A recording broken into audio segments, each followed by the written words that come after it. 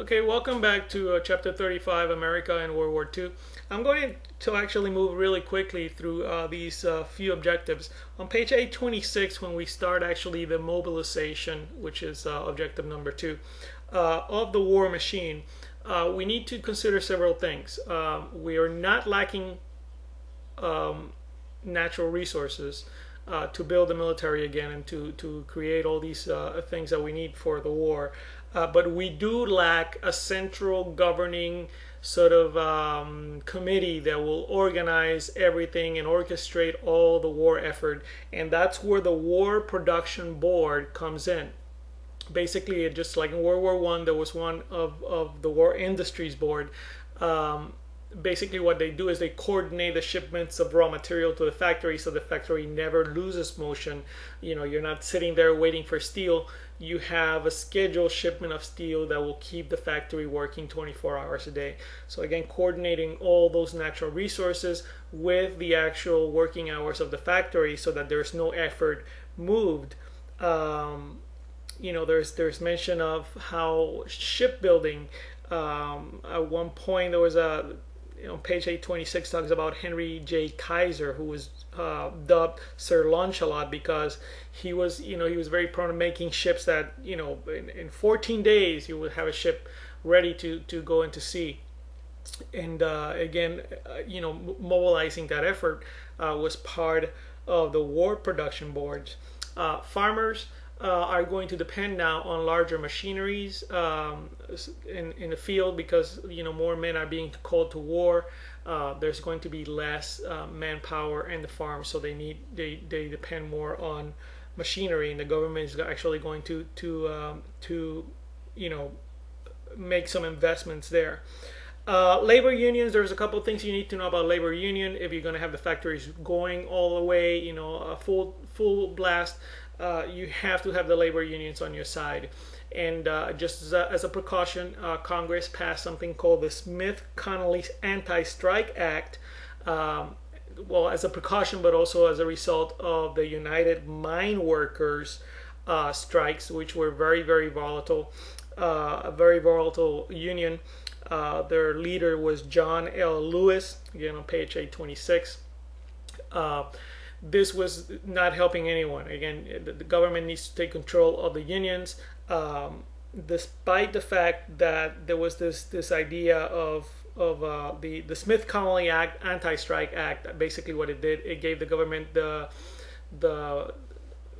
power to actually take over the factory. If you have a factory and your workers go on strike and your factory is totally paralyzed, the government will come in, take it over, hire people, put people to work, and oversee the whole production.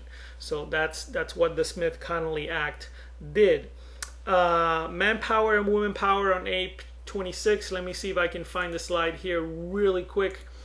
We're looking for labor, and again talk about the United Mine Workers and the strike, what the Smith-Connolly Anti-Strike Act did. It's on your slides. You can find the one that talks about starting on page 827, what's the workforce going to look like. Again, more women are actually going to be in the military during World War II. Again, these were actually assigned to non-combat duties, but a lot of them took to the factories. We need 50 million men, and for the war effort.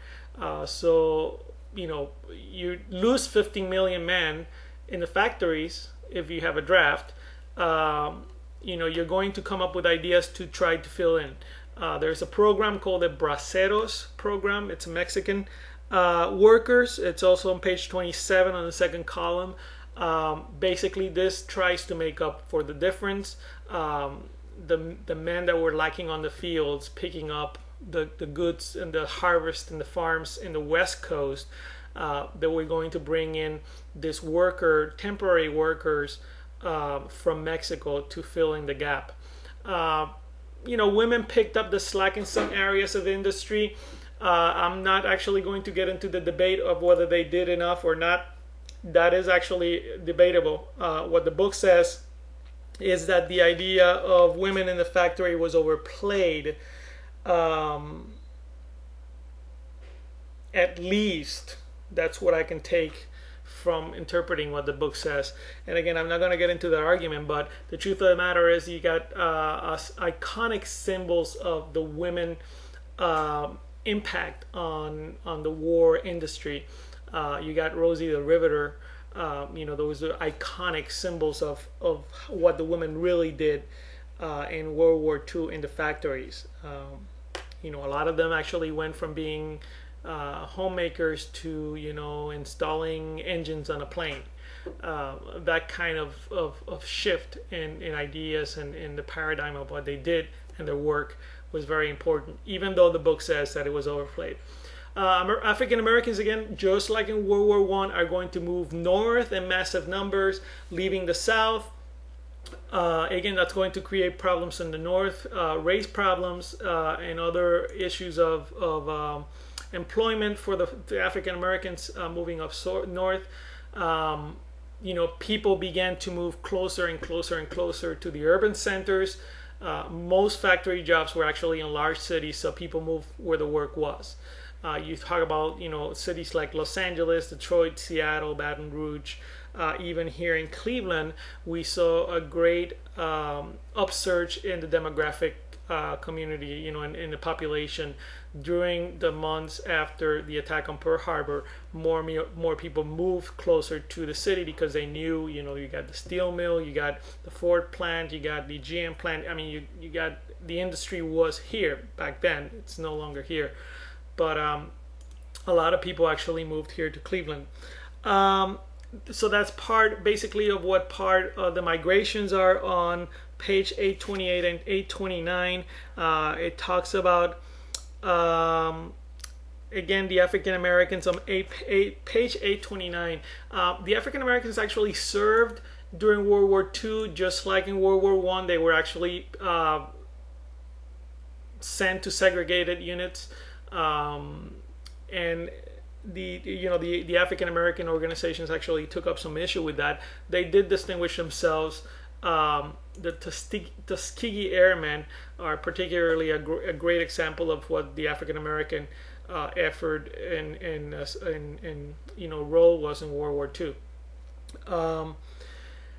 Who is going to hold on the war front? Despite the changes that were 50 million men actually going to the military, leaving the factories empty,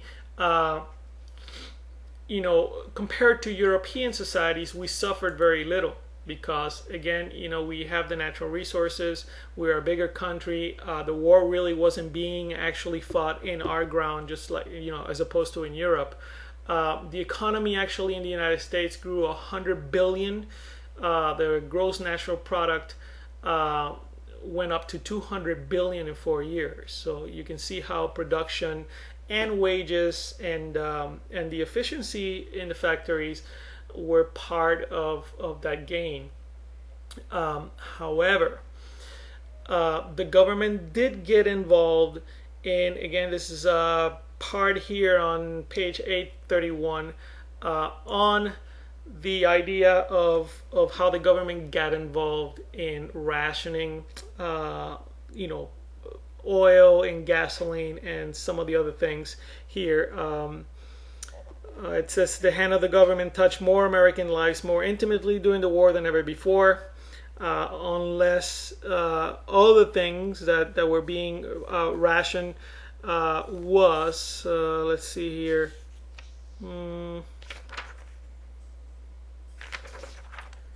oil, gas, some types of meats and things that we needed actually for the war effort that was being sent overseas, also to feed Europe. Just like in World War I, we're just not feeding ourselves, we're actually feeding Europe as well. I'm going to stop here on page 831. I'm going to come back and talk a little bit more about holding the home front and cover objective number 3 and number 4. Okay, thank you.